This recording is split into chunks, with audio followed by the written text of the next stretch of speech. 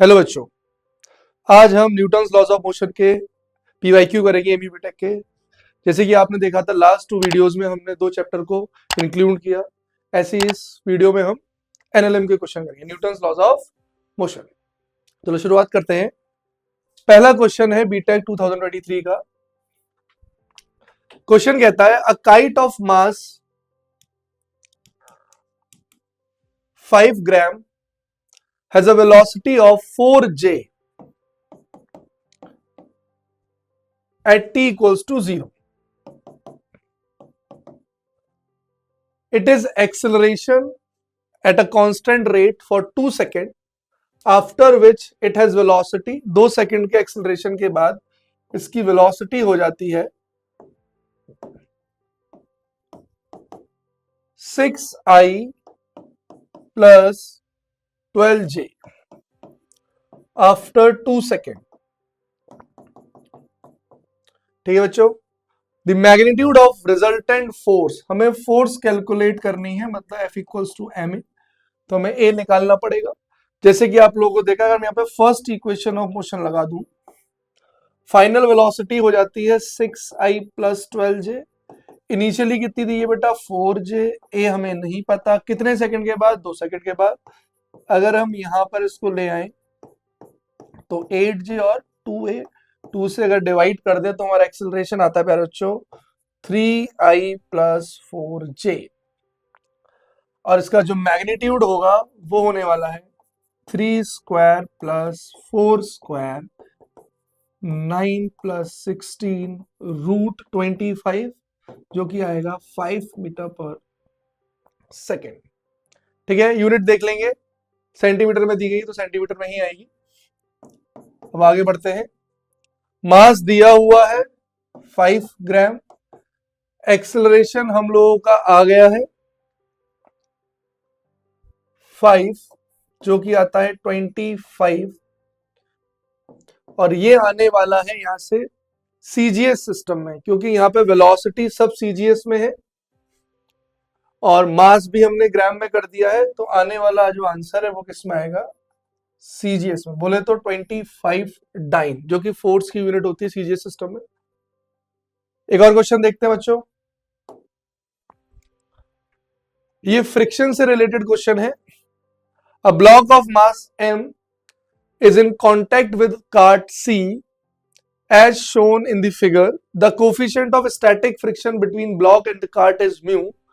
Coefficient of friction हमें दिया हुआ है, हमसे पूछ रहा है the acceleration a of the cart that will prevent the block from the falling satisfy. अगर हम इसको ड्रॉ करें, इसका free body diagram,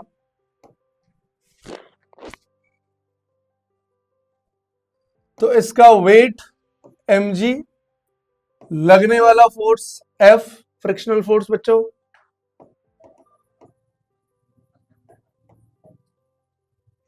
done. SIDO force act हो रहा होगा इस तरफ m अल्फा, और नॉर्मल रिएक्शन बच्चों n इस तरफ। क्वेश्चन ने पूछा है कि किस अल्फा के लिए ये ब्लॉक नीचे की तरफ स्लाइड नहीं करेगा। तो अगर इसको अपोज करना है इस mg को, तो कौन अपोज कर रहा है, फ्रिक्शन अपोज कर रहा है। तो फ्रिक्शन हमारा क्या होता है, फ्रिक्शन को क्या होना पड़ेगा, mg के या तो बराबर होना पड़ेगा या mg से बड़ा होना पड़ेगा, तभी ये इसको रोकेगा गिरने से।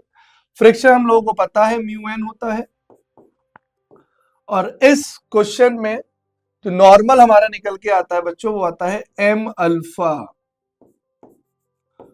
तो यहां से हम m से m को डिवाइड कर देते हैं, और mu alpha equals to g, और हमारा अल्फा आ जाता है g बाई म्यू, मतलब अल्फा की वैल्यू g बाई म्यू के बराबर हो सकती है या फिर उससे बड़ी।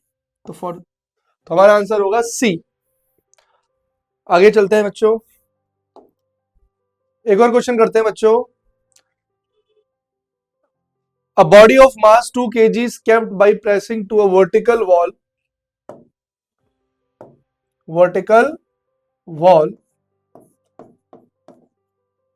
मास है 2 kg, वर्टिकल फोर्स लग रही है 100 न्यूटन की बच्चों। हमसे पूछ रहा है then the frictional force is equal to, तो अगर इसका फ्री बॉडी डायग्राम बनाया जाए तो mg लगेगा, कोफिशिएंट ऑफ फ्रिक्शन 0.3 दिया हुआ है, फ्रिक्शन फोर्स इधर लगेगी। ये अप्लाइड फोर्स है तो नॉर्मल फोर्स भी बच्चों 100 न्यूटन ही होगी। तो इस क्वेश्चन में फ्रिक्शन की जो वैल्यू होनी है वो क्या होने वाली है, म्यू आर, या तो म्यू आर होगी या तो म्यू आर से कम होगी। तो फ्रिक्शन की वैल्यू जो हाईएस्ट वैल्यू निकल के आती है हमारे क्वेश्चन में वो आती है 30 न्यूटन।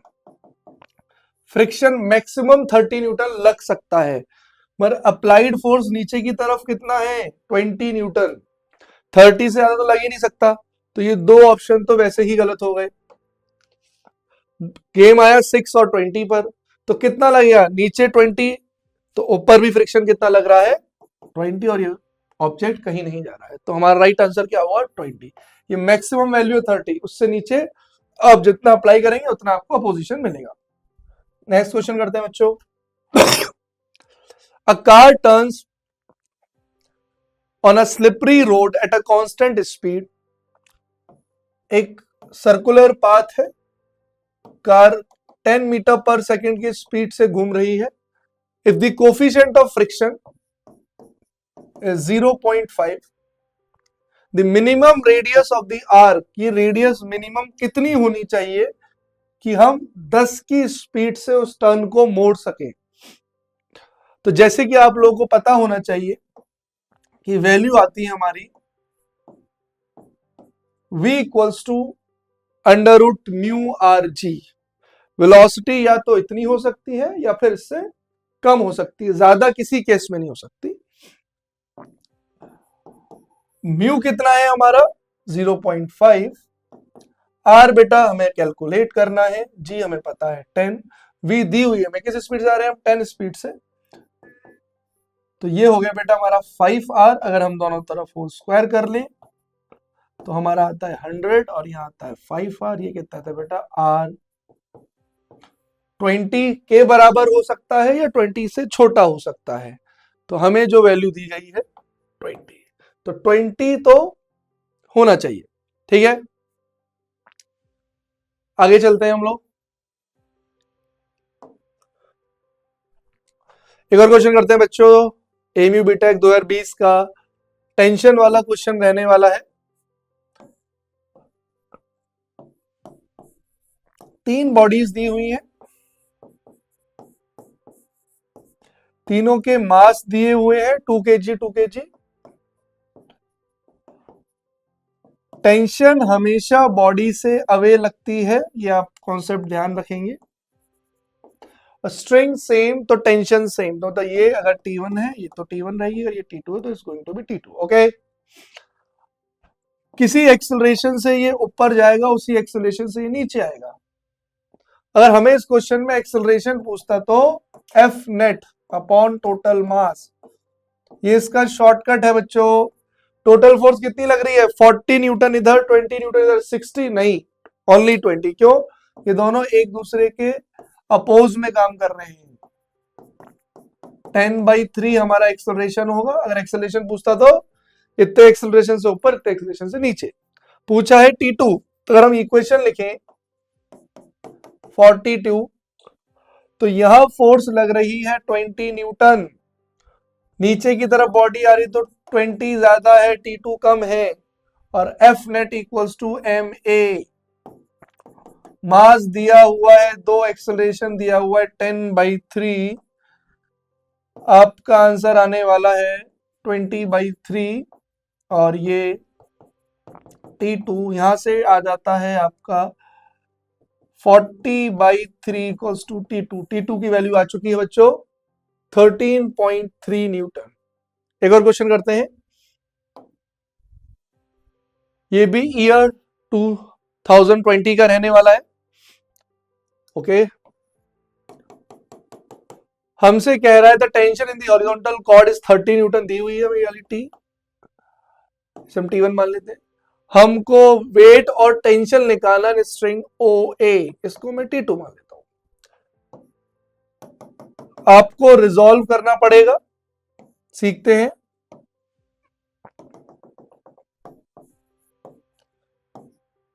तो ये अगर 30 डिग्री है और ये T2 है, तो ये कंपोनेंट हो जाएगा बच्चों T2 cos 30 और ये कंपोनेंट हो जाएगा T2 sin 30। ये फोर्स 30, W हमें कैलकुलेट करना है। और अगर ये कंडीशन बैलेंस्ड है, कहीं कुछ नहीं जा रहा है, तो इसका मतलब 30 को बराबर होना पड़ेगा T2 sin 30 के। T2 हमें फाइंड भी करना है, sin 30 होता है 1/2, तो हमारा T2 आ गया 60 न्यूटन। तो कॉर्ड OA में जो टेंशन रहने वाली है वो रहने वाली है 60। ऑप्शन में 60 हमें मिल चुका है, मगर हम वेट की तरफ चलते हैं। तो ये बैलेंस हो रहा है वेट इससे, तो wait equals to T2 cos 630। T2 हम फाइंड कर चुके हैं, cos 30 √3/2, 30/√3।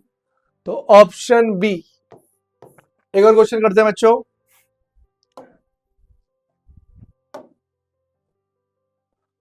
एक और क्वेश्चन करते हैं जो कि 2018 का रहने वाला है। The figure represent the position time graph of body of mass 4 kg। Impulse पता करना है हमें एट t इक्वल्स टू 0। थोड़ा कंफ्यूजिंग क्वेश्चन है ये, चीजें क्लियर नहीं दी गई है, फिर भी हम फाइंड करते हैं। हमसे इंपल्स पूछ रहा है, तो इंपल्स के काफी फॉर्मूले हैं, पहले वो मैं लिख देता हूं। Force into time, change in momentum, change in momentum भी एक इसका फॉर्मूला है बच्चों। अगर इस क्वेश्चन को हम देखें तो मैं इसका अगर वेलोसिटी निकाल लूं इस पॉइंट पे, तो क्योंकि इनिशियल वेलोसिटी तो 0 हो गई हमारी, रुका हुआ है वो, ये निकाल लूं तो स्लोप आ जाएगा हमारा, बोले तो वेलोसिटी 3/2, बोले तो 1.5। तो हमारा मोमेंटम आ जाएगा, मास दिया हुआ है 4 × 6 kg/s। इनिशियली 0 हो जाएगा तो चेंज इन मोमेंटम बेटा हो जाएगा 6, और इंपल्स भी चेंज इन मोमेंटम ही होता है। तो हमारा आंसर आने वाला है 6। ठीक है बच्चों।